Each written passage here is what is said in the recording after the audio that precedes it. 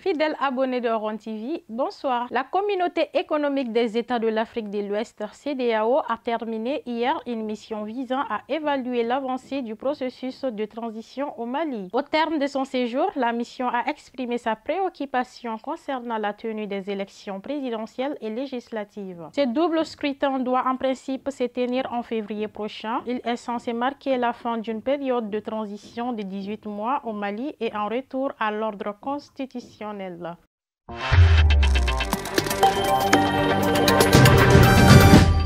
À Marseille, la cité phocéenne est une fois de plus touchée par les violences meurtrières. 2 hommes ont été tués par balles dans le centre-ville et dans les quartiers nord. La police judiciaire a été saisie dans les 2 cas. Les raisons de ces meurtres demeurent encore inconnues. Depuis le début de l'année, 15 personnes sont décédées dans des règlements de compte liés au trafic de produits stupéfiants.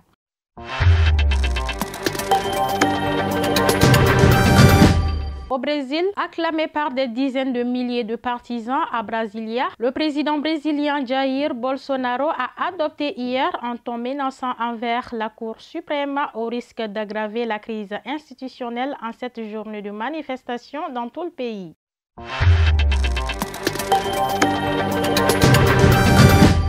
Indonésie. Planché tôt le matin mercredi dans la prison de Tangerang et 41 détenus sont morts, 8 sont gravement blessés et 72 ont des blessures plus légères, a déclaré le chef de la police de Jakarta, Fadil Imran, à des journalistes. Les autorités recherchent encore les causes de l'incident mais suspectent un problème électrique.